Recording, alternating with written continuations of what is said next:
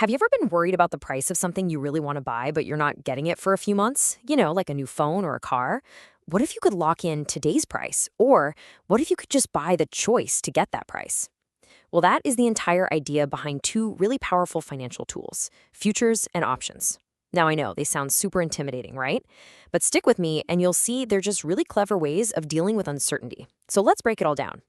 All right, here's our game plan for today. We're going to start with the main problem. Prices are just unpredictable. Then we'll jump into the first solution, futures contracts, which are kind of like making a rock-solid promise. After that, we'll explore the much more flexible alternative, options, which is all about buying yourself a choice.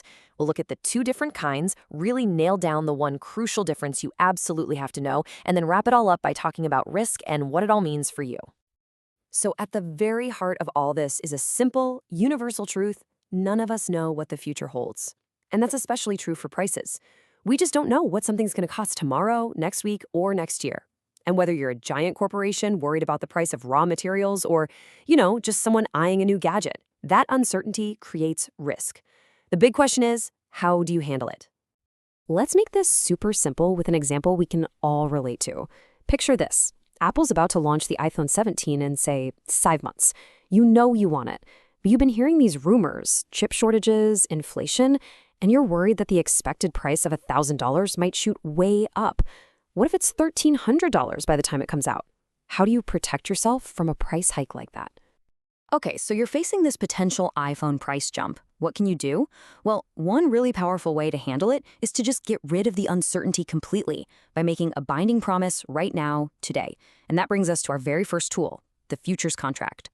So, what in the world is a futures contract? The most important words on this slide are binding agreement. It is a rock-solid, legally enforceable contract between two parties to trade something, in our case, the iPhone, at a price they decide on today for a transaction that will happen in the future. The price is locked. It's set in stone. Here's exactly how it would play out. You find a seller, maybe a big electronics dealer, and you both agree. $1,000 for the new iPhone. You sign the paperwork, and now for the most critical part, step 3. When those 5 months are up, you must buy that phone for $1,000, and they must sell it to you for $1,000. I don't care if the phone is selling for $2,000 or for $200. The deal is the deal. And this is where you see the trade-offs. Let's look at the different outcomes. If the iPhone's price actually does jump to $1,300, you're a genius. You get it for your locked-in price of $1,000, saving yourself $300. But what if the price drops? What if it's only selling for $700? You're still obligated to pay that $1,000, which means you just overpaid by $300. So you see, the futures contract totally removes uncertainty, but one person's win is always the other person's loss. But what if you don't like that? What if you want protection if the price goes up, but you don't want to be stuck buying it if the price goes down? What if you want more flexibility? That, my friends, brings us to solution number 2, options. Okay, this right here is the absolute game changer. An options contract gives you the right, but, and this is the most important part, not the obligation.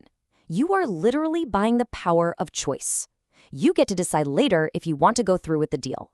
This is the single biggest idea to wrap your head around. Now, of course, a superpower like that doesn't come for free. To get this right, you have to pay a small, non-refundable fee up front. It's called the premium. Think of it like a reservation fee for a table at a fancy restaurant. You're paying a little bit of money to secure your spot, to secure your choice to buy that iPhone later at a set price. So every single option has these 4 key ingredients. First, you've got the asset, which for us is the iPhone 17. Then there's the expiration date. That's the day your choice disappears forever. The strike price is that price you locked in, let's say $1,000. And finally, the premium, that $20 you paid for the privilege of having this choice in the first place. Okay, now things get even more interesting, because options come in 2 basic flavors, and which one you'd use depends entirely on which direction you think the price is headed. Are you betting on it going up, or are you betting on it going down? It's actually pretty simple. A call option gives you the right to buy something. So you'd buy a call if you think the price is going to go up. A put option gives you the right to sell something. You'd buy a put if you think the price is going to go down. Just remember, call up, put down. Easy, right? So, going back to our iPhone example, you'd buy a call option. If the market price for that phone really does shoot up to $1,300, Your option is now incredibly valuable. You get to exercise your right and buy that phone for your strike price of just $1,000. That is a fantastic deal. But here's the real magic of options. What happens if the exact opposite happens and the price tanks to $700? Well, why would you use your right to buy it for $1,000 when it's way cheaper on the open market? You wouldn't. You just left the option expire, completely worthless. And what did it cost you? Just the $20 premium you paid for the choice. You didn't lose that $300 you would have with a futures contract. Your risk was perfectly capped. Okay, so let's tie this all together now. We've looked at both of these tools, and it all really comes down to one fundamental, crucial difference. Seriously, if you forget everything else from this, remember this one thing. I'm just going to let that sink in for a second. A future is an obligation. It's a promise you are legally bound to. An option, on the other hand, is, well, it's an option. It's a choice that you have the power to make.